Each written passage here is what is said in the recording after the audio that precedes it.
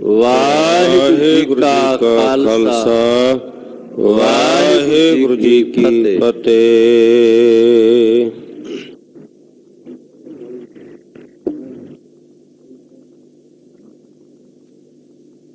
तेग बहादुर सिमरिया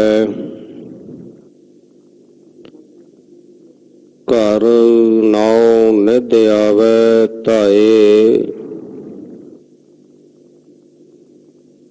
सब थाई होए सहाय।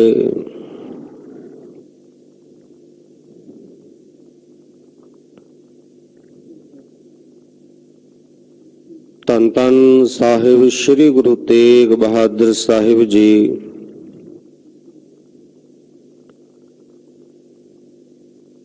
सतगुरां जी दे पावन पवित्र अस्थान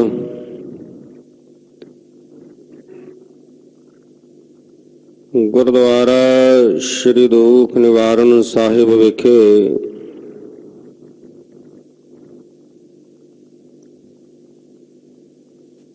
चवर छतर तखत दे मालक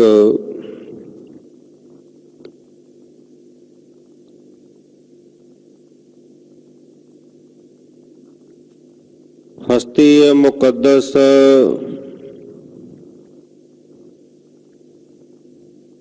दस पातशाहियों के आत्मक स्वरूप हाजरा हजूर जहरा जहूर सर्व कला भरपूर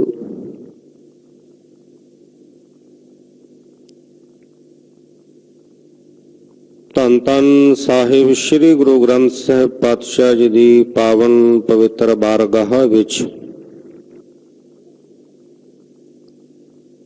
जुड़ बैठे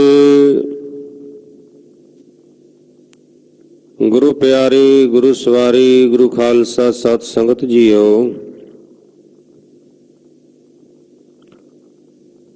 उत्तम भाग हन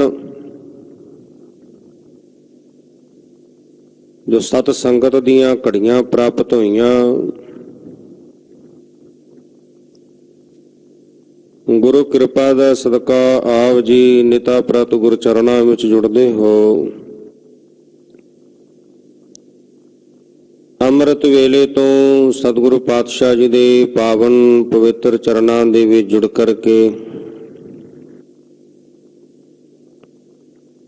गुरु घर दे कीर्तनियां पासों आप जियां ने आसा की वार दे शब्द कीर्तन सरवण कीते हन।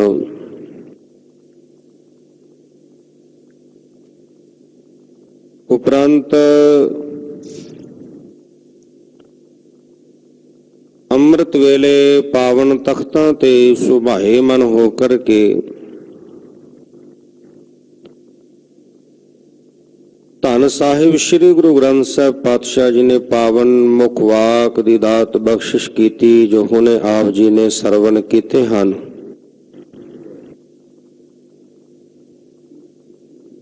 अमृत वेले आए हुए पावन मुख वाक दी विचार लई आपां सारे जुड़ बैठे हां।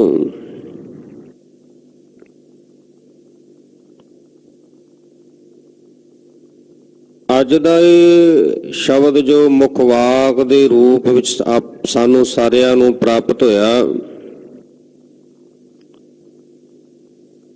श्रोमणी भगत भगत कबीर जी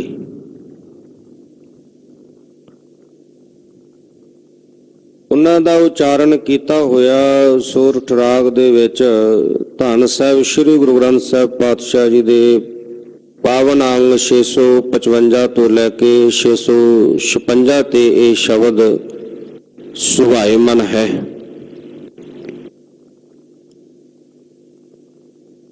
इस शब्द दे अंदर भगत जी ने पढ़न की गल कीती है। क्या पढ़ी है? विद्या पढ़नी मनुख लई बहुत जरूरी है।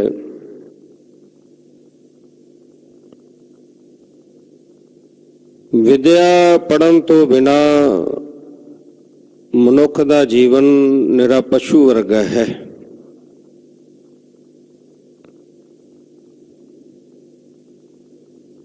ਵਿਦਵਾਨ ਜਨ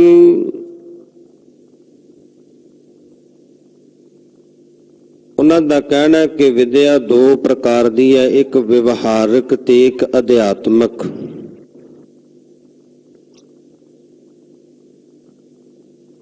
ਵਿਵਹਾਰਕ ਜਿਹੜੀ ਵਿਦਿਆ ਹੈ ਉਹ ਹੈ ਕਿ ਵਿਦਿਆ ਪੜ੍ਹ ਲੈਣੀ ਤੇ ਵਿਦਿਆ ਪੜ੍ਹ ਕੇ ਕੋਈ ਦੁਨਿਆਵੀ ਕੰਮਕਾਰ ਕਰਦਿਆਂ ਆਪਣੇ ਜੀਵਨ ਦਾ ਬਸਰ ਕਰਨਾ, ਜੀਵਨ ਦਾ ਗੁਜ਼ਾਰਾ ਕਰਨਾ, ਉਹ ਹੈ ਵਿਵਹਾਰਕ। ਕੇਵਲ ਵਿਹਾਰ ਵਾਸਤੇ, ਜੀਵਨ ਚਲਾਉਣ ਵਾਸਤੇ, ਪੇਟ ਭਰਨ ਵਾਸਤੇ। ਵਿਵਹਾਰਕ ਵਿਦਿਆ ਦੇ ਨਾਲ ਮਨੁੱਖ ਦਾ ਪਰਲੋਕ ਨਹੀਂ ਸਵਰ ਸਕਦਾ। ਪਰਲੋਕ ਸਵਾਰਨ ਵਾਸਤੇ ਅਧਿਆਤਮਕ ਵਿਦਿਆ ਦੀ ਲੋੜ ਹੈ। ਵਿਦਿਆ ਇਉਂ ਹੈ, ਵਿਦਵਾਨ ਜਨ ਲਿਖਦੇ ਨੇ ਕਿ ਵਿਦਿਆ ਪੜ੍ਹ ਲੈਣੀ ਮਗਜ਼ ਖਾਣ ਦੀ ਤਰ੍ਹਾਂ ਹੈ। ਵਿਦਿਆ ਪੁਸਤਕ ਪੜ੍ਹਦੀ, ਪੁਸਤਕ ਪੜ੍ਹ ਕੇ ਉਹਦੇ ਸਿਧਾਂਤ ਨੂੰ ਸਮਝਣਾ, ਉਹਦੇ ਸਿਧਾਂਤ ਨੂੰ ਸਮਝ ਕੇ ਫਿਰ ਉਹਦੇ ਅਨੁਸਾਰ ਚੱਲਣਾ, ਇਹ ਹੈ ਮਗਜ਼ ਖਾਣ ਦੀ ਤਰ੍ਹਾਂ। ਦੂਜੇ ਲਿਖਦੇ ਨੇ ਕਿ ਮਾਸ ਖਾਣ ਦੀ ਤਰ੍ਹਾਂ। ਵਿਦਿਆ ਪੜ੍ਹ ਲੈਣੀ, ਪਰ ਵਿਦਿਆ ਪੜ੍ਹ ਕੇ ਉੱਚ ਵਿਦਿਆ ਹਾਸਲ ਕਰਕੇ ਉਹਦਾ ਪ੍ਰਭਾਵ ਦੂਜਿਆਂ ਤੇ ਪਾਉਣਾ, ਪ੍ਰਭਾਵ ਪਾ ਕੇ ਵਿਦਿਆ ਦਾ ਤੇ ਕੇਵਲ ਰੋਜੀ ਰੋਟੀ ਤੱਕ ਸੀਮਤ ਰਹਿਣਾ, ਆਪਣੇ ਪਰਿਵਾਰ ਦਾ ਪੇਟ ਭਰਨਾ, ਇਹ ਹੈ ਮਾਸ ਖਾਣ ਦੇ ਬਰਾਬਰ। ਤੀਜੀ ਹੈ ਹੱਡ ਚਬਾਉਣ ਦੇ ਬਰਾਬਰ।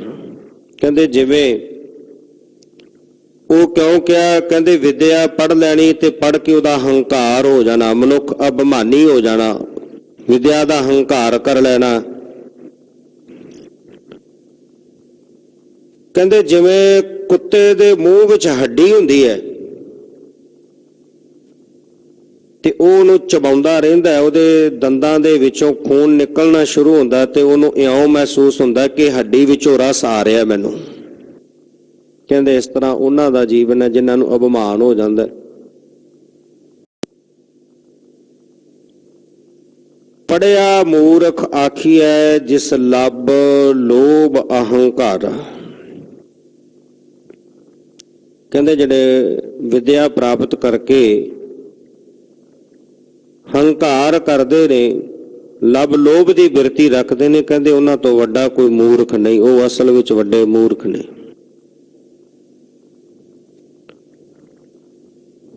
ਅੱਗੇ ਹੋਰ ਉਦਾਹਰਣ ਦਿੰਦੇ ਆ, ਸੱਪ ਦੀ ਉਦਾਹਰਣ ਦਿੰਦੇ ਨੇ ਕਿ ਵਿਦਿਆ ਜੀਵਨ ਦੇ ਅੰਦਰ ਕਿਵੇਂ ਹੈ।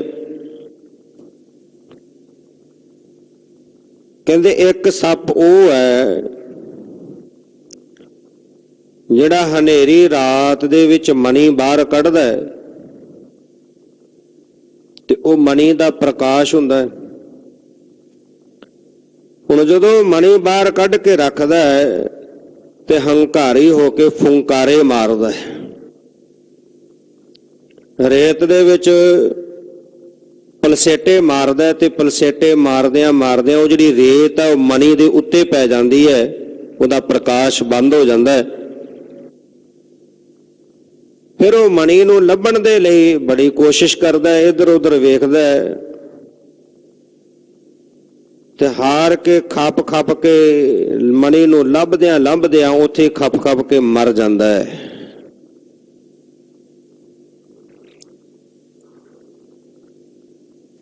ਦੂਜਾ ਹੈ, ਦੂਜੀ ਕਿਸਮ ਦਾ ਸੱਪ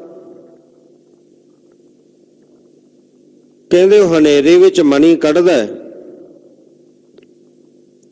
ਉਹ ਮਣੀ ਦਾ ਪ੍ਰਕਾਸ਼ ਹੁੰਦਾ ਹੈ। ਤੇ ਹੁਣ ਆਪਾਂ ਵੇਖਦੇ ਹਾਂ ਕਿ ਜਦੋਂ ਕਿਤੇ ਹਨੇਰੀ ਵਿੱਚ ਲਾਈਟ ਜਗਦੀ ਹੈ ਤੇ ਲਾਈਟ ਦੇ ਉੱਤੇ ਕੀੜੇ ਮਕੌੜੇ ਆ ਜਾਂਦੇ ਨੇ। ਹੁਣ ਜਦੋਂ ਮਣੀ ਦਾ ਪ੍ਰਕਾਸ਼ ਹੁੰਦਾ ਹੈ ਤੇ ਮਣੀ ਦੇ ਪ੍ਰਕਾਸ਼ ਹੋਣ ਦੇ ਨਾਲ ਕੀੜੇ ਮਕੌੜੇ ਜਿਹੜੇ ਚੱਲ ਕੇ ਆਉਂਦੇ ਨੇ, ਉਹ ਸੱਪ ਉਸ ਨੂੰ ਖਾ ਕੇ ਆਪਣਾ ਪੇਟ ਭਰ ਲੈਂਦਾ ਹੈ।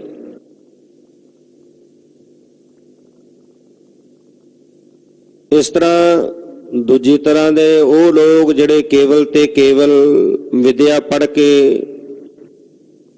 ਇਹ ਮਨ ਵਿੱਚ ਧਾਰਨ ਬਿਰਤੀ ਰੱਖਦੇ ਨੇ ਕਿ ਮੈਂ ਤਾਂ ਆਪਣਾ ਪੇਟ ਭਰਨਾ ਜਾਂ ਪਰਿਵਾਰ ਦਾ ਪੇਟ ਭਰਨਾ, ਇੱਥੋਂ ਤੱਕ ਸੀਮਤ ਨੇ।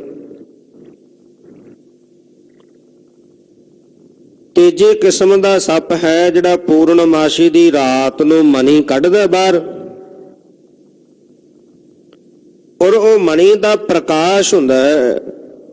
ਪੂਰਨਮਾਸ਼ੀ ਦੇ ਵਿੱਚ ਚੰਦਰਮਾ ਦੀਆਂ ਕਿਰਨਾਂ ਦੇ ਨਾਲ ਉਹ ਮਣੀ ਦੇ ਵਿੱਚੋਂ ਅੰਮ੍ਰਿਤ ਜਿਹੜਾ ਸਿੰਚਦਾ ਹੈ, ਤੇ ਜਦੋਂ ਉਹ ਮਣੀ ਦੇ ਵਿੱਚੋਂ ਅੰਮ੍ਰਿਤ ਫੁੱਟਦਾ ਤੇ ਉਹ ਅੰਮ੍ਰਿਤ ਨੂੰ ਚੱਟ ਕੇ ਚੱਸ ਕੇ ਜਿਹੜਾ ਉਹ ਸੱਪ ਹੈ ਆਪਣੀ ਅੰਦਰ ਦੀ ਜ਼ਹਿਰ ਮਾਰ ਲੈਂਦਾ, ਅੰਦਰ ਦੀ ਜ਼ਹਿਰ ਨੂੰ ਖਤਮ ਕਰ ਲੈਂਦਾ। ਇਸੇ ਤਰ੍ਹਾਂ ਹੈ ਬ੍ਰਹਮ ਵਿਦਿਆ ਨੂੰ ਪ੍ਰਾਪਤ ਕਰਕੇ ਮਨੁੱਖ ਆਪਣੇ ਅੰਦਰ ਦੇ ਵਿਕਾਰਾਂ ਦੀ ਜ਼ਹਿਰ ਮਾਰ ਲੈਂਦਾ। ਸਾਹਿਬ ਜੀ ਦਾ ਪਾਵਨ ਬਚਨ ਹੈ, ਵਿਦਿਆ ਵਿਚਾਰੀ ਤਾਂ ਪਰ ਉਪਕਾਰੀ।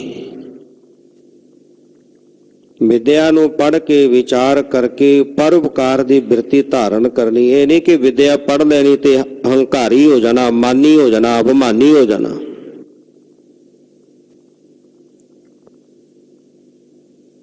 ਸਾਹਿਬੇ ਕਮਾਲ ਸਰਬੰਸ ਦਾਨੀ ਅੰਮ੍ਰਿਤ ਕੇ ਦਾਤੇ, ਧੰਨ ਧੰਨ ਸਾਹਿਬ ਸ੍ਰੀ ਗੁਰੂ ਗੋਬਿੰਦ ਸਿੰਘ ਸਾਹਿਬ ਪਾਤਸ਼ਾਹ, ਸਤਿਗੁਰੂ ਜੀ ਨੇ ਵਿਚਾਰਿਆ ਕਿ ਸਾਡੇ ਜਿਹੜੇ ਸਿੱਖ ਨੇ ਸ਼ਸਤਰ ਵਿਦਿਆ ਦੇ ਵਿੱਚ ਬਹੁਤ ਨਿਪੁੰਨ ਹੋ ਚੁੱਕੇ ਨੇ। ਸ਼ਸਤਰ ਵਿਦਿਆ ਇਹਨਾਂ ਨੇ ਚੰਗੀ ਤਰ੍ਹਾਂ ਹਾਸਲ ਕਰ ਲਈ ਹੈ, ਸਿੱਖ ਲਈ ਹੈ। ਹੁਣ ਇਹਨਾਂ ਨੂੰ ਦੁਨਿਆਵੀ ਵਿਦਿਆ ਵੀ ਪੜ੍ਹਾਉਣੀ ਬਹੁਤ ਜ਼ਰੂਰੀ ਹੈ। ਇਹਨਾਂ ਨੂੰ ਸੰਸਕ੍ਰਿਤ ਪੜ੍ਹਾਉਣੀ ਬਹੁਤ ਜ਼ਰੂਰੀ ਹੈ, ਕਿਉਂਕਿ ਜਿੰਨੇ ਪੁਰਾਣ ਸਨ, ਸਿਮਰਤੀਆਂ, ਗ੍ਰੰਥ ਆਦਿਕ ਸਨ, ਉਹ ਸੰਸਕ੍ਰਿਤ ਵਿੱਚ ਲਿਖੇ ਹੋਏ ਸਨ, ਤਾਂ ਕਿ ਸਿੱਖ ਜਿਹੜੇ ਨੇ ਕਰਮ ਕਾਂਡ ਤੋਂ ਬਚ ਸਕਣ, ਵਹਿਮਾਂ ਭਰਮਾਂ ਤੋਂ, ਕਰਮ ਕਾਂਡਾਂ ਤੋਂ, ਫਜ਼ੂਲ ਦੇ ਕਰਮ ਕਰਨ ਤੋਂ ਬਚ ਸਕਣ। ਇਸ ਲਈ ਇਹਨਾਂ ਨੂੰ ਸੰਸਕ੍ਰਿਤ ਪੜ੍ਹਾਉਣੀ ਬਹੁਤ ਜ਼ਰੂਰੀ ਹੈ। ਇੱਕ ਪੰਡਤ ਦੇ ਪਾਸ ਗੁਰੂ ਸਾਹਿਬ ਜੀ ਨੇ ਸਿੱਖਾਂ ਨੂੰ ਪੜ੍ਹਨ ਵਾਸਤੇ ਭੇਜਿਆ। ਪੰਡਤ ਕੋਲ ਗਏ, ਉਹਨੂੰ ਪੁੱਛਦਾ ਕਿ ਤੁਹਾਡੀ ਜਾਤ ਕੀ ਹੈ। ਕੋਈ ਕਹਿੰਦਾ ਜੀ ਮੈਂ ਲੋਹਾਰ ਹਾਂ, ਕੋਈ ਕਹਿੰਦਾ ਜੀ ਸ਼ਿੰਬਾ ਹਾਂ, ਕੋਈ ਕਹਿੰਦਾ ਨਾਈ ਹਾਂ। ਉਹ ਪੰਡਤ ਨੇ ਜਵਾਬ ਦੇ ਦਿੱਤਾ, ਕਹਿਣ ਲੱਗਾ ਕਿ ਮੈਂ, ਤੁਸੀਂ ਤਾਂ ਸ਼ੂਦਰ ਜਾਤੀ ਦੇ, ਛੋਟੀ ਜਾਤੀ ਦੇ ਹੋ, ਤੁਹਾਨੂੰ ਵਿਦਿਆ ਨਹੀਂ ਪੜ੍ਹਾ ਸਕਦਾ। ਗੁਰੂ ਕਿਆ ਸਿੱਖਾ, ਇਹ ਗੁਰੂ ਦਾ ਤੇਰੇ ਤੇ ਵੱਡਾ ਪਰਉਪਕਾਰ ਹੈ। ਇਹ ਗੁਰੂ ਨਾਨਕ ਦਾ ਇਹ ਘਰ ਹੈ ਜਿੱਥੋਂ ਸਾਰਿਆਂ ਨੂੰ ਬਰਾਬਰ ਦਾ ਗਿਆਨ, ਬਰਾਬਰ ਦੀ ਸਿੱਖਿਆ ਦਿੱਤੀ ਜਾਂਦੀ ਹੈ। ਕਿਸੇ ਨਾਲ ਕੋਈ ਪੱਖਪਾਤ ਨਹੀਂ ਕੀਤਾ ਜਾਂਦਾ, ਕਿਸੇ ਦੀ ਕੋਈ ਜਾਤ ਮਜ਼ਹਬ ਨਹੀਂ ਵੇਖੀ ਜਾਂਦੀ। ਕਹਿਣ ਲੱਗਾ ਕਿ ਸ਼ਾਸਤਰਾਂ ਵਿੱਚ ਲਿਖਿਆ ਕਿ ਜਿਹੜਾ ਸ਼ੂਦਰ ਜਾਤੀ ਦੇ ਮਨੁੱਖ ਨੂੰ ਪੜ੍ਹਾਉਂਦਾ ਹੈ, ਉਹਦੇ ਮੂੰਹ ਦੇ ਵਿੱਚ ਸਿੱਕਾ ਢਾਲ ਕੇ ਪਾ ਦੇਣਾ ਚਾਹੀਦਾ ਹੈ। ਤੇ ਜੇ ਕੋਈ ਸ਼ੂਦਰ ਸੁਣਦਾ ਹੈ ਤੇ ਕਹਿੰਦੇ ਉਹਦੇ ਕੰਨਾਂ ਵਿੱਚ ਸਿੱਕਾ ਢਾਲ ਕੇ ਪਾ ਦੇਣਾ ਚਾਹੀਦਾ ਹੈ। ਲਿਖਿਆ ਇਸ ਕਰਕੇ ਬਰਾਦਰੀ ਮੈਨੂੰ ਆਪਣੇ ਵਿੱਚੋਂ ਛੇਕ ਦੇਵੇਗੀ, ਮੈਂ ਤੁਹਾਨੂੰ ਨਹੀਂ ਪੜ੍ਹਾ ਸਕਦਾ। ਸਿੱਖਾਂ ਨੇ ਆ ਕੇ ਗੁਰੂ ਪਾਤਸ਼ਾਹ ਜੀ ਨੂੰ ਦੱਸਿਆ ਕਿ ਗੁਰੂ ਪਾਤਸ਼ਾਹ ਜੀ, ਉਹ ਬ੍ਰਾਹਮਣ ਕਹਿੰਦਾ ਕਿ ਤੁਸੀਂ ਸ਼ੂਦਰ ਜਾਤੀ ਦੇ ਹੋ, ਮੈਂ ਤੁਹਾਨੂੰ ਵਿਦਿਆ ਨਹੀਂ ਪੜ੍ਹਾ ਸਕਦਾ, ਸੰਸਕ੍ਰਿਤ ਨਹੀਂ ਪੜ੍ਹਾ ਸਕਦਾ। ਤੇ ਗੁਰੂ ਪਾਤਸ਼ਾਹ ਜੀ ਨੇ ਬਚਨ ਕੀਤਾ ਕਿ ਐ ਪੰਡਤ, ਅੱਜ ਜਿਨ੍ਹਾਂ ਸਿੱਖਾਂ ਨੂੰ ਤੂੰ ਸ਼ੂਦਰ ਕਹਿਣਾ, ਕੱਲ ਨੂੰ ਆਉਣ ਵਾਲੇ ਸਮੇਂ ਵਿੱਚ ਤੂੰ ਇਹਨਾਂ ਸ਼ੂਦਰਾਂ ਦੇ ਕੋਲੋਂ ਵਿਦਿਆ ਹਾਸਲ ਕਰੇਂਗਾ। ਸਿੱਖਾਂ ਨੂੰ ਇਹ ਮਾਣ ਬਖਸ਼ਿਆ ਗੁਰੂ ਸਾਹਿਬ ਜੀ ਨੇ। ਕੱਲ ਨੂੰ ਇਹਨਾਂ ਹੀ ਸਿੱਖਾਂ ਦੇ ਕੋਲੋਂ ਤੁਸੀਂ ਆ ਕੇ ਵਿਦਿਆ ਪੜ੍ਹੋਗੇ। ਗੁਰੂ ਪਾਤਸ਼ਾਹ ਜੀ ਨੇ 5 ਸਿੰਘਾਂ ਨੂੰ ਕਿਹਾ ਕਿ ਜਾਓ ਤੁਸੀਂ ਕਾਸ਼ੀ ਵਿੱਚ ਜਾਓ, ਬਨਾਰਸ ਜਾ ਕੇ ਉੱਥੋਂ ਜਾ ਕੇ ਵਿਦਿਆ ਜਿਹੜੀ ਹੈ ਉਹ ਪੜ੍ਹ ਕੇ ਆਓ। ਤੇ ਕਹਿਣ ਲੱਗੇ ਕਿ ਪਾਤਸ਼ਾਹ ਜੀ ਉਹਨਾਂ ਨੇ ਵੀ ਸਾਡੇ ਨਾਲ ਇਦਾਂ ਹੀ ਕੀਤਾ, ਜੇ ਸਾਨੂੰ ਸ਼ੂਦਰ ਜਾਣ ਕੇ ਨਾ ਪੜ੍ਹਾਇਆ। ਤੇ ਗੁਰੂ ਗੋਬਿੰਦ ਸਿੰਘ ਸਾਹਿਬ ਪਾਤਸ਼ਾਹ ਕਹਿਣ ਲੱਗੇ ਗੁਰੂ ਨਾਨਕ ਦੇ ਘਰ ਦੇ ਵਿੱਚ ਰਾਜ ਤੇ ਜੋਗ ਦੋਵੇਂ ਚੀਜ਼ਾਂ ਨੇ, ਤੁਸੀਂ ਵੀ ਉਹੀ ਵਰਤੋ। ਉਹੀ ਲਿਬਾਸ ਜਿਹੜਾ ਸਰੀਰ ਤੇ ਧਾਰਨ ਕਰਕੇ ਬ੍ਰਹਮਚਾਰੀਆਂ ਵਾਲਾ ਤੁਸੀਂ ਜਾ ਕੇ ਕਾਸ਼ੀ ਵਿੱਚ ਰਹਿ ਕੇ ਬਨਾਰਸ ਵਿੱਚ ਜਾ ਕੇ ਉੱਥੋਂ ਵਿਦਿਆ ਪੜ੍ਹ ਕੇ ਆਓ। ਤੇ ਨਾਲੇ ਗੁਰੂ ਪਾਤਸ਼ਾਹ ਜੀ ਨੇ ਬਖਸ਼ਿਸ਼ ਕੀਤੀ ਕਿ ਤੁਹਾਨੂੰ ਵਿਦਿਆ ਜਿਹੜੀ ਹੈ ਉਹ ਬਹੁਤ ਛੇਤੀ ਫੁਰੇਗੀ। 1 ਸਾਲ ਦੇ ਵਿੱਚ ਬਹੁਤ ਸਾਰੇ ਧਰਮ ਗ੍ਰੰਥ ਸ਼ਾਸਤਰ ਆਦਿਕ ਜਿਹੜੀ ਸੰਸਕ੍ਰਿਤ ਸਾਰੀ ਪੜ੍ਹ ਕੇ ਸਿੱਖ ਜਿਹੜੇ ਬੜੇ ਵਿਦਿਆਵਾਨ ਹੋ ਗਏ ਗੁਰੂ ਸਾਹਿਬ ਪਾਤਸ਼ਾਹ ਕੋਲ ਚੱਲ ਕੇ ਆਨੰਦਪੁਰ ਸਾਹਿਬ ਆਏ। ਗੁਰੂ ਪਾਤਸ਼ਾਹ ਜੀ ਨੇ ਕਿਹਾ ਕਿ ਸਿੱਖ ਦੇ ਵਿੱਚ ਵਰਤੇਗੀ ਅਮੀਰੀ, ਵਜ਼ੀਰੀ, ਪੀਰੀ, ਫਕੀਰੀ, ਦਾਨ ਦਹੇਰੀ, ਇਹ ਕਲਾ ਗੁਰੂ ਕਿਆ ਸਿੱਖਾਂ ਦੇ ਵਿੱਚ ਵਰਤੇਗੀ। ਇਹ ਵਰ ਦੇ ਕੇ ਗੁਰੂ ਪਾਤਸ਼ਾਹ ਜੀ ਨੇ ਬਖਸ਼ਿਸ਼ਾਂ ਦੇ ਨਾਲ ਗੁਰਸਿੱਖਾਂ ਨੂੰ ਨਵਾਜਿਆ। ਸੋ ਵਿਦਿਆ ਪੜ੍ਹਨੀ ਮਨੁੱਖ ਲਈ ਬਹੁਤ ਜ਼ਰੂਰੀ ਹੈ। ਵਿਦਿਆ ਅਜਿਹਾ ਧਨ ਹੈ ਜਿਸ ਨੂੰ ਕੋਈ ਚੁਰਾ ਨਹੀਂ ਸਕਦਾ, ਜਿਸ ਨੂੰ ਕੋਈ ਤੁਹਾਡੇ ਕੋਲੋਂ ਚੁੱਕ ਕੇ ਛੁਪਾ ਨਹੀਂ ਸਕਦਾ, ਕੋਈ ਸਾੜ ਨਹੀਂ ਸਕਦਾ, ਕੋਈ ਉਹਨੂੰ ਨਾਸ਼ ਨਹੀਂ ਕਰ ਸਕਦਾ। ਵਿਦਿਆ ਐਸਾ ਧਨ ਹੈ। ਭਰਾਵਾਂ ਦੀ ਵੰਡ ਦੇ ਵਿੱਚ ਜ਼ਮੀਨ ਜਾਇਦਾਦ ਵੰਡੀ ਜਾ ਸਕਦੀ ਹੈ, ਘਰ ਦਾ ਸਾਜੋ ਸਮਾਨ ਵੰਡਿਆ ਜਾ ਸਕਦਾ ਹੈ, ਪਰ ਵਿਦਿਆ ਨੂੰ ਨਹੀਂ ਵੰਡਿਆ ਜਾ ਸਕਦਾ। ਘਰ ਦੇ ਵਿੱਚ ਕੋਈ ਇੱਕ ਮੂਰਖ ਹੋਵੇ ਤੇ ਉਹਦੇ ਸਾਰੇ ਮੰਨਦੇ ਨੇ। ਕਿਉਂ ਮੰਨਦੇ ਨੇ? ਕਿਉਂਕਿ ਉਹ ਤੋਂ ਕੰਮਕਾਰ ਵੀ ਕਰਾਉਣਾ, ਇਸ ਕਰਕੇ ਮੂਰਖ ਦੀ ਘਰ ਵਿੱਚ ਮੰਨੀ ਜਾਂਦੀ ਹੈ। ਕੋਈ ਪਿੰਡ ਦਾ ਲੰਬੜਦਾਰ ਹੋਵੇ, ਸਰਪੰਚ ਹੋਵੇ, ਉਹਦੀ ਪਿੰਡ ਵਿੱਚ ਮੰਨੀ ਜਾਂਦੀ ਹੈ। ਕੋਈ ਰਾਜਾ ਹੋਵੇ, ਉਹਦੇ ਦੇਸ਼ ਵਿੱਚ ਮੰਨੀ ਜਾਂਦੀ ਹੈ। ਇੱਕ ਦੇਸ਼ ਵਿੱਚ ਚੱਲਦੀ ਹੈ, ਲੋਕ ਮੰਨਦੇ ਨੇ। ਪਰ ਜਿਹੜਾ ਵਿਦਿਆਵਾਨ ਹੈ, ਜਿਹੜਾ ਪੜ੍ਹਿਆ ਲਿਖਿਆ, ਉਹਦੀ ਹਰ ਦੇਸ਼ ਵਿੱਚ ਚੱਲਦੀ ਹੈ। ਅੱਜ ਪੜ੍ਹਿਆ ਲਿਖਿਆ ਮਨੁੱਖ ਕਿਸੇ ਵੀ ਕੰਟਰੀ ਵਿੱਚ, ਕਿਸੇ ਵੀ ਦੇਸ਼ ਵਿੱਚ ਚਲਿਆ ਜਾਵੇ, ਉਹ ਆਪਣੀ ਵਿਦਿਆ ਦੇ ਆਸਰੇ ਬਹੁਤ ਉੱਚ ਮਰਾਤਬੇ ਜਿਹੜਾ ਹਾਸਲ ਕਰਦਾ ਹੈ। ਚੰਗੀ ਵਿਦਿਆ ਹੋਵੇ, ਚੰਗਾ ਪੜ੍ਹਿਆ ਲਿਖਿਆ ਸੂਝਵਾਨ ਹੋਵੇ, ਸਿਆਣਾ ਹੋਵੇ, ਤੇ ਉਹ ਦੇਸ਼ਾਂ ਵਿਦੇਸ਼ਾਂ ਵਿੱਚ ਵੀ ਮਾਣ ਹੁੰਦਾ ਹੈ। ਇਸ ਕਰਕੇ ਵਿਦਿਆ ਪੜ੍ਹਨੀ ਪੜ੍ਹਾਉਣੀ ਬਹੁਤ ਜ਼ਰੂਰੀ ਹੈ। ਸੋ ਆਓ ਭਗਤ ਕਬੀਰ ਜੀ ਅੱਜ ਦੇ ਸ਼ਬਦ ਅੰਦਰ ਸਾਨੂੰ ਸਮਝਾ ਰਹੇ ਨੇ। ਪਾਵਨ ਸ਼ਬਦ ਦੀ ਵਿਚਾਰ ਰਲ ਮਿਲ ਕੇ ਵਿਚਾਰਨ ਦਾ ਯਤਨ ਕਰੀਏ। ਸੁਰਤੀਆਂ ਨੂੰ ਗੁਰ ਸ਼ਬਦ ਨਾਲ ਜੋੜਨ ਦੇ ਲਈ ਰਸਨਾ ਦੀ ਕਲਿਆਣ ਹਿਤ ਆਖਣਾ ਕਰੀਏ ਜੀ। ਸਤਨਾਮ ਸ੍ਰੀ ਵਾਹਿਗੁਰੂ ਸਾਹਿਬ ਜੀ। ਸਤਨਾਮ ਸ੍ਰੀ ਵਾਹਿਗੁਰੂ ਸਾਹਿਬ ਜੀ। ਕਿਆ ਪੜੀਐ ਕਿਆ ਗੁਣੀਐ। ਭਗਤ ਜੀ ਸ਼ਬਦ ਦੀ ਆਰੰਭਤਾ ਕਰਦੇ ਆ, ਬਖਸ਼ਿਸ਼ ਕਰਦੇ ਨੇ। ਕਿਆ ਪੜੀਏ, ਕੀ ਪੜਨਾ ਕਰੀਏ। ਕਿਆ ਗੁਣੀਐ, ਤੇ ਪੜ ਕੇ ਕੀ ਵਿਚਾਰੀਏ। ਕੀ ਪੜੀਏ ਤੇ ਉਹਦੇ ਪੜ ਕੇ ਫਿਰ ਕੀ ਵਿਚਾਰ ਕਰੀਏ।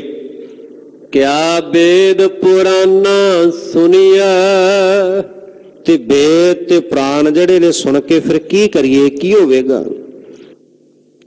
ਇਹਨਾਂ ਵੇਦਾਂ ਨੂੰ ਪੁਰਾਣਾਂ ਨੂੰ ਸੁਣਨ ਦੇ ਨਾਲ ਕੀ ਹਾਸਲ ਹੋਵੇਗਾ। ਪੜ੍ਹੇ ਸੁਨੇ ਕਿਆ ਹੋਈ। ਧਰਮ ਗ੍ਰੰਥ ਪੜ੍ਹ ਲਏ, ਵੇਦ ਪੜ੍ਹ ਲਏ, ਵਿਦਿਆ ਪੜ੍ਹ ਲਈ, ਪੜ੍ਹਨ ਤੇ ਸੁਣਨ ਦੇ ਨਾਲ ਤਾਂ ਗੱਲ ਨਹੀਂ ਬਣਨੀ। ਪੜ੍ਹਦੇ ਅਸੀਂ ਬਹੁਤ ਹਾਂ, ਹਰ ਰੋਜ਼ ਬਹੁਤ ਪੜ੍ਹਦੇ ਹਾਂ, ਬਹੁਤ ਸੁਣਦੇ ਵੀ ਹਾਂ। ਜੇਕਰ ਪੜ੍ਹ ਕੇ ਸੁਣ ਕੇ ਉਹਨੂੰ ਮੰਨਿਆ ਨਾ, ਉਹਦੇ ਸਿਧਾਂਤ ਨੂੰ ਨਾ ਸਮਝਿਆ,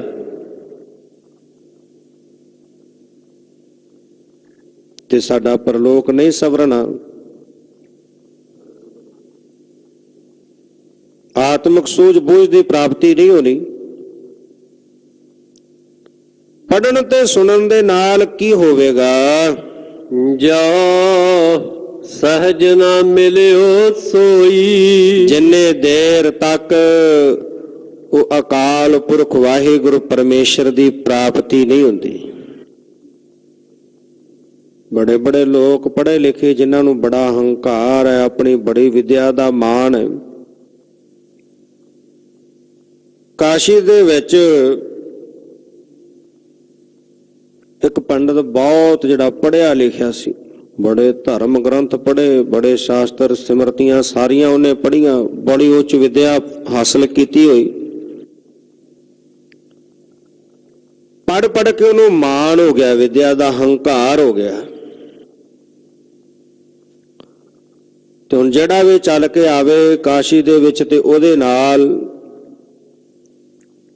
ਉਹਨੂੰ ਕਿਹਾ ਕਰੇ ਮੇਰੇ ਨਾਲ ਵਿਚਾਰ ਕਰ। ਤੇ ਜਦੋਂ ਵਿਚਾਰ ਕਰਿਆ ਕਰੇ ਉਹਨੂੰ ਹੁਣ ਹਰਾ ਕੇ, ਤੇ ਫਿਰ ਬੜਾ ਖੁਸ਼ ਹੋਇਆ ਕਰੇ ਕਿ ਮੈਂ ਤੈਨੂੰ ਹਰਾ ਦਿੱਤਾ ਹੈ। ਇੱਕ ਦਿਨ ਕੋਈ ਮਹਾਤਮਾ ਜਨ ਚੱਲ ਕੇ ਆ ਗਏ, ਭਜਨ ਬੰਦਗੀ ਕਰਨ ਵਾਲੇ। ਉਹਨੂੰ ਪਤਾ ਲੱਗਿਆ, ਚੱਲ ਕੇ ਆ ਗਿਆ। ਮਹਾਤਮਾ ਨੂੰ ਕਹਿਣ ਲੱਗਾ ਮੇਰੇ ਨਾਲ ਵਿਚਾਰ ਕਰੋ। ਕਹਿਣ ਲੱਗਾ ਭਾਈ ਮੈਂ ਕੋਈ ਗਿਆਨਵਾਨ ਨਹੀਂ, ਮੈਂ ਕੋਈ ਬਹੁਤਾ ਵਿਦਵਾਨ ਨਹੀਂ, ਮੈਂ ਤਾਂ ਉਸ ਪਰਮੇਸ਼ਰ ਦਾ ਨਾਮ ਜਪਣ ਵਾਲਾ ਹਾਂ। ਪਰ ਇਹ ਫਿਰ ਖੜਾ ਨਾ ਛੱਡਿਓ, ਜਿੱਥੇ ਵੀ ਬੈਠਿਆ ਕਰਨ ਮਗਰ ਜਾ ਪਹੁੰਚਿਆ ਕਰੇ, ਮੇਰੇ ਨਾਲ ਵਿਚਾਰ ਕਰੋ। 2-3 ਵਾਰੀ ਏਦਾਂ ਹੀ ਹੋਇਆ, ਜਿੱਥੇ ਹੀ ਉਹ ਮਹਾਤਮਾ ਬੈਠਿਆ ਕਰੇ ਉੱਥੇ ਉਹਦੇ ਨਾਲ ਜਾ ਕੇ ਜਿਹੜਾ ਹੈ ਉਹਨੂੰ ਕਹੇ ਮੇਰੇ ਨਾਲ ਵਿਚਾਰ ਕਰ। ਜਦੋਂ ਨਾ ਹੀ ਇਹ ਟਲਿਆ, ਤੰਗ ਕਰਦਾ ਰਿਹਾ ਬਾਰ-ਬਾਰ, ਤੇ ਅੱਕ ਕੇ ਉਹਨਾਂ ਨੂੰ ਉਹਨੇ ਕਹਿਤਾ ਮਹਾਤਮਾ ਨੇ। ਹੁਣ ਮਹਾਤਮਾ ਜਨ ਪਹੁੰਚੇ ਹੋਏ ਸਨ। ਉਹ ਕਹਿਣ ਲੱਗੇ ਐਵੇਂ ਕੁੱਤੇ ਵਾਂਗੂ ਭੌਂਕੀ ਜਾਂਦਾ, ਮੌਤ ਹੋਈ ਤੇ ਕੁੱਤੇ ਦੀ ਜੂਨੀ ਵਿੱਚ ਪੈ ਗਿਆ। ਧੰਨ ਗੁਰੂ ਨਾਨਕ ਸਾਹਿਬ ਪਾਤਸ਼ਾਹ ਫਿਰ ਚੱਲ ਕੇ ਗਏ ਕਾਸ਼ੀ ਬਨਾਰਸ ਦੀ ਧਰਤੀ ਤੇ, ਜਾ ਕੇ ਉਹਦਾ ਉਧਾਰ ਕੀਤਾ। ਵਿਦਿਆ ਪੜ੍ਹ ਲੈਣੀ, ਪੜ੍ਹ ਕੇ ਉਹਦਾ ਹੰਕਾਰ ਕਰਨਾ, ਫਿਰ ਮਨੁੱਖ ਇਉਂ ਹੋਇਆ ਜਿਵੇਂ ਸੱਪ ਦੇ ਫਿਰ ਮਣੀ ਜਿਹੜੀ ਉਹ ਰੇਤ ਵਿੱਚ ਗੁਆਚ ਜਾਂਦੀ ਹੈ ਤੇ ਫਿਰ ਟੱਕਰਾ ਮਾਰਦਾ। ਹੰਕਾਰੀ ਮਨੁੱਖ ਦੀ ਹਾਲਤ ਵੀ ਇਸੇ ਤਰ੍ਹਾਂ ਹੀ ਹੈ, ਜਿਹੜੀ ਵਿਦਿਆ ਨੂੰ ਗ੍ਰਹਿਣ ਕਰਕੇ ਮੂਰਖ ਕਿਹਾ ਪਾਤਸ਼ਾਹ ਜੀ ਨੇ। ਪੜ੍ਹਿਆ ਮੂਰਖ ਆਖੀਐ ਜਿਸ ਲੱਭ ਲੋਭ ਅਹੰਕਾਰਾ।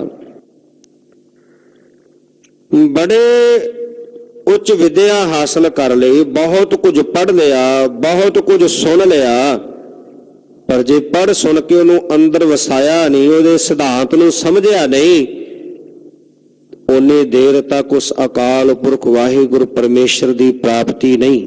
ਜੀਵਨ ਅੰਦਰ ਸਹਿਜ ਨਹੀਂ ਆਇਆ, ਓਨੀ ਦੇਰ ਤੱਕ ਸਾਰਾ ਕੁਝ ਪੜ੍ਹਨ ਦਾ ਕੋਈ ਲਾਭ ਨਹੀਂ, ਕੋਈ ਫਾਇਦਾ ਨਹੀਂ।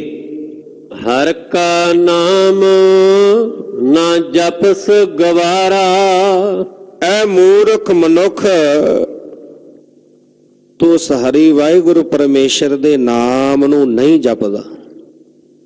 ਹਰ ਕਾ ਨਾਮ ਨਾ ਜਪਸ ਗਵਾਰਾ। ਮੂਰਖ ਜਿਹੜਾ ਮਨੁੱਖ ਹੈ, ਉਹ ਉਸ ਹਰੀ ਵਾਹਿਗੁਰੂ ਪਰਮੇਸ਼ਰ ਦੇ ਨਾਮ ਨੂੰ ਨਹੀਂ ਸਿਮਰਦਾ, ਨਹੀਂ ਚੇਤੇ ਕਰਦਾ, ਵਿਸਾਰ ਦਿੰਦਾ ਹੈ। ਹਾਂਜੀ। ਕਿਆ ਸੋਚੈ ਬਾਰੰਬਾਰਾ। ਜਿਹੜਾ ਵਾਹਿਗੁਰੂ ਪਰਮੇਸ਼ਰ ਦਾ ਨਾਮ ਸਿਮਰਨਾ ਸੀ, ਜਪਣਾ ਸੀ, ਉਹ ਨਹੀਂ ਜਪਿਆ, ਨਹੀਂ ਸਿਮਰਿਆ, ਤੇ ਕਾਹਦੀਆਂ ਬਾਰ-ਬਾਰ ਸੋਚਾਂ ਕਰਦਾ ਹੈ? ਕੀ ਵਿਚਾਰਦਾ ਹੈ? ਕਿਹੜੀਆਂ ਸੋਚਾਂ ਵਿੱਚ ਤੂੰ ਪਿਆ ਹੋਇਆ ਬਾਰ-ਬਾਰ ਸੋਚਾਂ ਨੂੰ ਸੋਚਦਾ ਹੈ? ਰਹਾਉ ਅੰਧਿਆਰੇ ਦੀਪਕ ਚਹੀਐ। ਵਿਸ਼ਰਾਮ ਦੇ ਕੇ ਭਗਤ ਜੀ ਅੱਗੇ ਦੱਸ ਰਹੇ ਨੇ ਅੰਧਿਆਰੇ ਦੀਪਕ ਚਾਹੀਏ। ਘਰ ਦੇ ਵਿੱਚ ਹਨੇਰਾ ਹੋਵੇ ਤਾਂ ਉਸ ਹਨੇਰੇ ਨੂੰ ਦੂਰ ਕਰਨ ਲਈ ਅਸੀਂ ਕੀ ਕਰਦੇ ਹਾਂ? ਲਾਈਟ ਜਗਾਉਂਦੇ ਹਾਂ। ਪੁਰਾਤਨ ਸਮਿਆਂ ਵਿੱਚ ਘਰ ਵਿੱਚ ਮਿੱਟੀ ਦੇ ਬਣੇ ਹੋਏ ਦੀਵੇ, ਉਹਨਾਂ ਦੇ ਵਿੱਚ ਤੇਲ ਪਾ ਕੇ ਬੱਤੀ ਰੱਖੀ ਜਾਂਦੀ, ਦਿਨ ਵਿੱਚ ਉਹਨੂੰ ਤਿਆਰ ਕੀਤਾ ਜਾਂਦਾ ਕਿ ਰਾਤ ਹਨੇਰਾ ਹੋਣ ਤੇ ਇਹਨੂੰ ਜਗਾਇਆ ਜਾਏਗਾ ਤਾਂ ਕਿ ਘਰ ਵਿੱਚ ਰੋਸ਼ਨੀ ਰਹੇ। ਦੀਵਿਆਂ ਤੋਂ ਬਾਅਦ ਲਾਲਟਨ ਦਾ ਸਮਾਂ ਆ ਗਿਆ। ਤੇਲ ਪਾਉਣਾ, ਉਹਦੇ ਵਿੱਚ ਬੱਤੀ ਲਾਉਣੀ, ਲਾਲਟਨ ਜਗਾ ਕੇ ਟੰਗ ਦੇਣੀ। ਅਸੀਂ ਤਰੱਕੀ ਕੀਤੀ, ਇਲੈਕਟ੍ਰੋਨਿਕ ਯੁੱਗ ਆ ਗਿਆ, ਬਿਜਲੀ ਬਣੀ, ਬਲਬ ਟਿਊਬ ਬਣ ਕੇ ਤਿਆਰ ਹੋਏ। ਅੱਜ ਕੱਲ੍ਹ ਤਾਂ ਹੁਣ LED ਲਾਈਟਾਂ ਆ ਗਈਆਂ। ਘਰ ਦੇ ਵਿੱਚ ਹਨੇਰੇ ਨੂੰ ਦੂਰ ਕਰਨ ਵਾਸਤੇ ਸਾਨੂੰ ਦੀਪਕ ਦੀ ਲੋੜ ਪੈਂਦੀ ਹੈ, ਲਾਈਟ ਦੀ ਰੋਸ਼ਨੀ ਦੀ ਲੋੜ ਪੈਂਦੀ ਹੈ। ਜਗਾਉਂਦੇ ਆ ਤਾਂ ਕਿ ਘਰ ਦੇ ਵਿੱਚੋਂ ਹਨੇਰਾ ਦੂਰ ਹੋਵੇ, ਰੋਸ਼ਨੀ ਹੋਵੇ, ਘਰ ਦੇ ਵਿੱਚ ਪਿਆ ਹੋਇਆ ਸਮਾਨ ਜਿਹੜਾ ਵਸਤੂ ਨਜ਼ਰ ਆਵੇ। ਤੇ ਜੇ ਹੁਣ ਹਨੇਰਾ ਹੋਵੇ ਤੇ ਬੰਦਾ ਘਰ ਵਿੱਚ ਹੀ ਟੱਕਰਾਂ ਖਾਈ ਜਾਂਦਾ, ਠੋਕਰਾਂ ਖਾਈ ਜਾਂਦਾ ਹਨੇਰੇ ਦੇ ਕਾਰਨ। ਅੰਧਿਆਰੇ ਦੀਪਕ ਚਾਹੀਏ, ਜਿਵੇਂ ਹਨੇਰੇ ਦੇ ਵਿੱਚ ਦੀਪਕ ਦੀ ਲੋੜ ਹੈ ਤਾਂ ਕਿ ਘਰ ਦੇ ਵਿੱਚ ਹਨੇਰਾ ਦੂਰ ਕਰਕੇ ਚਾਨਣ ਜਿਹੜਾ ਹੈ ਉਹ ਅੰਦਰ ਪ੍ਰਕਾਸ਼ ਹੋਵੇ, ਅੰਦਰ ਲਾਈਟ ਜਗੇ, ਤਾਂ ਕਿ ਕੋਈ ਵਸਤੂ ਦੀ ਲੋੜ ਘਰ ਵਿੱਚ ਕੁਝ ਲੱਭਣਾ ਹੋਵੇ ਉਹ ਸਹਿਜੇ ਹੀ ਪ੍ਰਾਪਤ ਕਰ ਲਿਆ ਜਾਵੇ। ਇੱਕ ਵਸਤ ਅਗੋਚਰ ਲਹੀਆ। ਹੁਣ ਮਨੁੱਖ ਅਗਿਆਨਤਾ ਰੂਪੀ ਹਨੇਰੇ ਵਿੱਚ ਠੋਕਰਾਂ ਖਾ ਰਿਹਾ ਹੈ। ਜਿਹੜੀ ਮਨ ਦੇ ਪਹੁੰਚ ਤੋਂ ਪਰੇ ਹੈ ਅਕਾਲ ਪੁਰਖ ਪ੍ਰਭੂ, ਉਹ ਇਹਨੂੰ ਅਗਿਆਨਤਾ ਦੇ ਹਨੇਰੇ ਦੇ ਕਾਰਨ ਨਜ਼ਰ ਨਹੀਂ ਆਉਂਦਾ। ਘਰ ਦੇ ਵਿੱਚ ਕੋਈ ਚੀਜ਼ ਲੱਭਣੀ ਆ, ਹਨੇਰਾ ਤੇ ਲਾਈਟ ਜਗਾਉਂਦੇ ਆ, ਲੱਭ ਲੈਂਦੇ ਆ। ਹੁਣ ਉਸ ਨਿਰਾਕਾਰ ਜੋ ਮਨ ਦੀ ਪਹੁੰਚ ਤੋਂ ਪਰੇ ਪ੍ਰਭੂ ਹੈ, ਉਹਨੂੰ ਪ੍ਰਾਪਤ ਕਰਨ ਵਾਸਤੇ ਵੀ ਦੀਵਾ ਜਗਾਉਣਾ ਪੈਣਾ। ਉਹ ਦੀਵਾ ਕਿਹੜਾ? ਗਿਆਨ ਦਾ ਦੀਵਾ। ਗਿਆਨ ਰੂਪੀ ਦੀਵਾ ਜਗਾਵਾਂਗੇ ਜਦੋਂ ਗਿਆਨ ਦਾ ਪ੍ਰਕਾਸ਼ ਹੋਵੇਗਾ। ਗਿਆਨ ਦੇ ਪ੍ਰਕਾਸ਼ ਹੋਣ ਦੇ ਨਾਲ ਅਗਿਆਨਤਾ ਦਾ ਹਨੇਰਾ ਦੂਰ ਹੋਣਾ ਹੈ। ਫਿਰ ਮਨ ਦੇ ਪਹੁੰਚ ਤੋਂ ਪਰੇ ਨਿਰਾਕਾਰ ਪ੍ਰਭੂ ਜਿਹੜਾ ਹੈ ਉਹ ਸਾਨੂੰ ਨਜ਼ਰ ਆਵੇਗਾ। ਮਨੁੱਖ ਕਹੇ ਕਿ ਮੈਂ ਦਿਨ ਦੀ ਰੋਸ਼ਨੀ ਵਿੱਚ ਜੇ ਉਹਨੂੰ ਲੱਭ ਲਵਾਂ, ਨਹੀਂ ਲੱਭ ਸਕਦਾ। ਅਗਿਆਨਤਾ ਦਾ ਹਨੇਰਾ ਇਹਦੇ ਨਾਲ ਦੂਰ ਨਹੀਂ ਹੋਣਾ, ਕਿਉਂਕਿ ਜਿੰਨੀ ਦੇਰ ਤੱਕ ਗਿਆਨ ਦਾ ਪ੍ਰਕਾਸ਼ ਨਹੀਂ ਹੋਵੇਗਾ। ਗਿਆਨ ਦਾ ਪ੍ਰਕਾਸ਼ ਕਿਵੇਂ ਹੋਵੇਗਾ? ਜਦੋਂ ਵਾਹਿਗੁਰੂ ਪਰਮੇਸ਼ਰ ਨੂੰ ਸਿਮਰਾਂਗੇ, ਨਾਮ ਨੂੰ ਸਿਮਰਾਂਗੇ। ਨਾਮ ਨੂੰ ਸਿਮਰਨ ਦੇ ਨਾਲ ਗਿਆਨ ਦਾ ਜਦੋਂ ਪ੍ਰਕਾਸ਼ ਹੋਵੇਗਾ, ਉਸ ਪ੍ਰਕਾਸ਼ ਹੋਣ ਦੇ ਨਾਲ ਇੱਕ ਵਸਤ ਅਗੋਚਰ ਲਹੀਐ। ਇੱਕ ਵਸਤੂ ਕਿਹੜੀ ਹੈ? ਨਿਰਾਕਾਰ ਪ੍ਰਭੂ ਜੋ ਮਨ ਦੀ ਪਹੁੰਚ ਤੋਂ ਪਰੇ ਹੈ। ਕਹਿੰਦੇ ਫਿਰ ਮਨੁੱਖ ਨੂੰ ਪ੍ਰਾਪਤ ਕਰ ਲੈਂਦਾ ਹੈ। ਵਸਤ ਅਗੋਚਰ ਪਾਈ। ਜਿਹੜੀ ਉਹ ਵਸਤੂ ਸੀ ਮਨ ਦੀ ਪਹੁੰਚ ਤੋਂ ਜਿਹੜੀ ਪਰੇ ਸੀ, ਉਹ ਪ੍ਰਭੂ ਕਹਿੰਦੇ ਜਦੋਂ ਗਿਆਨ ਦਾ ਪ੍ਰਕਾਸ਼ ਹੋਇਆ, ਗਿਆਨ ਦਾ ਦੀਵਾ ਜਗਿਆ, ਗਿਆਨ ਦਾ ਜੀਵਾ ਜਗਣ ਦੇ ਨਾਲ ਉਹ ਪ੍ਰਭੂ ਦੀ ਪ੍ਰਾਪਤੀ ਹੋ ਗਈ, ਉਹਨੂੰ ਪਾ ਲਿਆ। ਘਟ ਦੀਪਕ ਰਹਿਆ ਸਮਾਈ। ਕਿਉਂਕਿ ਦੀਵਾ ਜਗਣ ਨਾਲ ਪਤਾ ਲੱਗਿਆ ਕਿ ਉਹ ਤਾਂ ਘਟ ਮੇਰੇ ਹਿਰਦੇ ਵਿੱਚ ਹੀ ਸਮਾਇਆ ਹੋਇਆ। ਸਾਡੀ ਜਿਹੜੀ ਬਿਰਤੀ ਹੈ ਉਹ ਬਾਹਰ ਮੁਖੀ ਹੈ। ਸਾਡੀ ਖੋਜ ਬਾਹਰ ਦੀ ਹੈ, ਅਸੀਂ ਅੰਦਰ ਦੀ ਖੋਜ ਨਹੀਂ ਕਰਦੇ। ਪਾਤਸ਼ਾਹ ਕਹਿੰਦੇ, ਆਪਾਂ ਬਾਣੀ ਵਿੱਚ ਪੜ੍ਹਦੇ ਹਾਂ, ਬੰਦੇ ਖੋਜ ਦਿਲ ਹਰ ਰੋਜ਼, ਨਾ ਫਿਰ ਪਰੇਸ਼ਾਨੀ ਮਾਹੇ। ਇਹ ਬੰਦੇ, ਇਹ ਮਨੁੱਖ ਆਪਣੇ ਦਿਲ ਨੂੰ ਖੋਜ, ਅੰਦਰੋਂ ਖੋਜ। ਫਰੀਦ ਸਾਹਿਬ ਵੀ ਕਹਿੰਦੇ ਨੇ, ਫਰੀਦਾ ਜੰਗਲ ਜੰਗਲ ਕਿਆ ਪਵੈ, ਵਨ ਕੰਡਾ ਮੁੜੇ ਹੈ। ਕੀ ਫਿਰਦਾ ਜੰਗਲਾਂ ਦੇ ਵਿੱਚ? ਕੰਡੇ ਪੈਰਾਂ ਦੇ ਵਿੱਚ ਚੁੱਭਦੇ ਨੇ ਤੇਰੇ। ਵਸੀ ਰੱਬ ਹਿਆਲੀਐ, ਜੰਗਲ ਕਿਆ ਟੁੰਡੇ।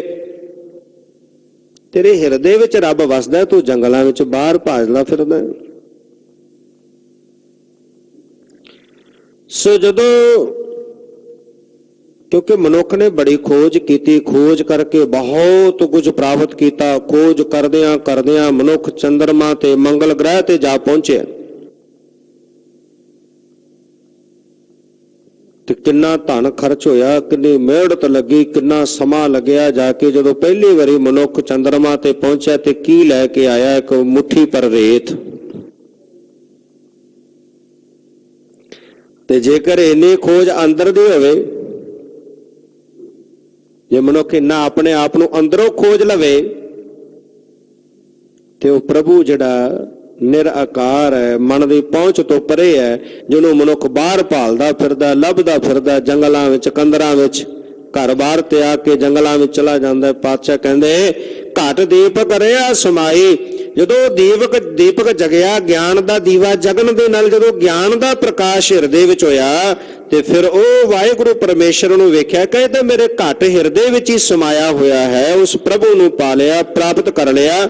ਕਿਵੇਂ ਕੀਤਾ? ਗਿਆਨ ਰੂਪੀ ਪ੍ਰਕਾਸ਼ ਦੇ ਨਾਲ, ਗਿਆਨ ਰੂਪੀ ਦੀਵਾ ਜਗਾ ਕਰਕੇ। ਕਹਿ ਕਬੀਰ ਅਬ ਜਾਣਿਆ।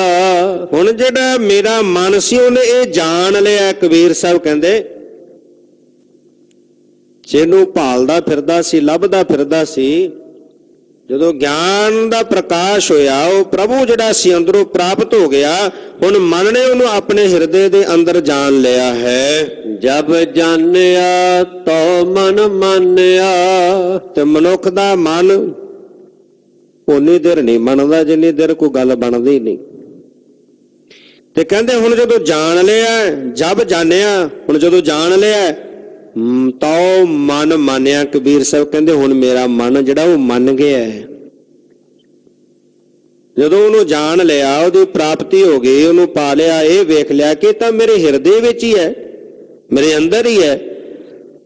ਤੇ ਹੁਣ ਜਿਹੜਾ ਮੇਰਾ ਮਨ ਹੈ ਉਹ ਮੰਨ ਗਿਆ ਹੈ। ਮਨ ਮਾਨੇ ਲੋਗ ਨਾ ਭਤੀਜਾ।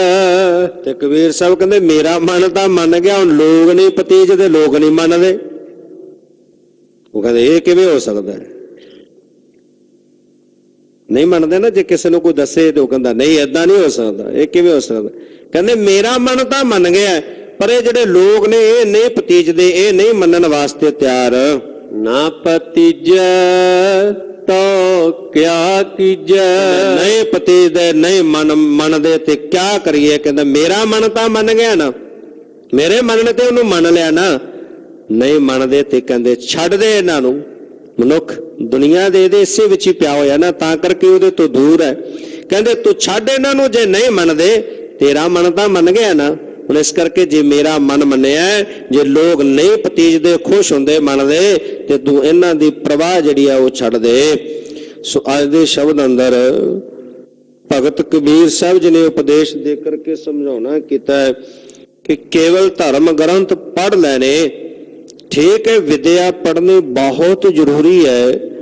ਵਿਦਿਆ ਮਨੁੱਖ ਦਾ ਤੀਜਾ ਨੇਤਰ ਕਿਹਾ ਹੈ ਕਿ ਤੀਜਾ ਨੇਤਰ ਹੈ, ਗਿਆਨ ਰੂਪੀ ਨੇਤਰ ਹੈ। ਵਿਦਿਆ ਪੜ੍ਹ ਕੇ ਮਨੁੱਖ ਨੂੰ ਗਿਆਨ ਪ੍ਰਾਪਤ ਹੁੰਦਾ ਹੈ, ਸੋਝੀ ਮਿਲਦੀ ਹੈ, ਸੰਸਾਰ ਵਿੱਚ ਕਿਵੇਂ ਵਿਚਰਨਾ ਹੈ, ਗੱਲਬਾਤ ਕਿਵੇਂ ਕਰਨੀ ਹੈ, ਕਾਰ ਵਿਹਾਰ ਕਿੱਦਾਂ ਕਰਨਾ ਹੈ, ਬੈਠਣ ਉੱਠਣ ਦਾ ਸਲੀਕਾ ਹੁੰਦਾ ਹੈ।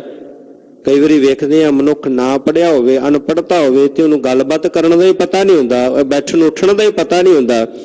ਪਰ ਇਹ ਵੀ ਨਾਲ ਹੈ ਕਿ ਜੇ ਬਹੁਤਾ ਮਨੁੱਖ ਪੜ੍ਹ ਕੇ ਹੰਕਾਰ ਹੀ ਕਰ ਲਵੇ ਤੇ ਐਸੇ ਪੜ੍ਹਨ ਦਾ ਕੋਈ ਫਾਇਦਾ ਨਹੀਂ। ਧਰਮ ਗ੍ਰੰਥ ਬੜੇ ਸੁਣ ਲਏ, ਉਹਦੇ ਸਿਧਾਂਤ ਨੂੰ ਸਮਝਿਆ ਨਾ, ਉਹਦੇ ਅਨੁਸਾਰ ਜੀਵਨ ਨੂੰ ਢਾਲਿਆ ਨਾ, ਤੇ ਕਹਿੰਦੇ ਫਿਰ ਪੜ੍ਹਨ ਤੇ ਸੁਣਨ ਦਾ ਕੋਈ ਫਾਇਦਾ ਨਹੀਂ। ਇਸ ਕਰਕੇ ਪੜ੍ਹਨਾ ਤੇ ਸੁਣਨਾ ਇਸ ਕਰਕੇ ਹੈ ਕਿ ਸਾਨੂੰ ਅਕਾਲ ਪੁਰਖ ਪ੍ਰਭੂ ਦੀ ਪ੍ਰਾਪਤੀ ਹੋ ਜਾਵੇ, ਸਾਡਾ ਜੀਵਨ ਜਿਹੜਾ ਸਵਰ ਸਕੇ। ਤੇ ਜਿਹਦੀ ਭਾਲ ਮਨੁੱਖ ਬਾਹਰੋਂ ਕਰਦਾ, ਮਨੁੱਖ ਉਹ ਵਾਹਿਗੁਰੂ ਪਰਮੇਸ਼ਰ ਤੇਰੇ ਅੰਦਰ ਹੀ ਹੈ। ਤੂੰ ਗਿਆਨ ਦਾ ਦੀਵਾ ਜਗਾ ਕੇ ਉਹਨੂੰ ਅੰਦਰੋਂ ਪ੍ਰਾਪਤ ਕਰਨਾ ਕਰ।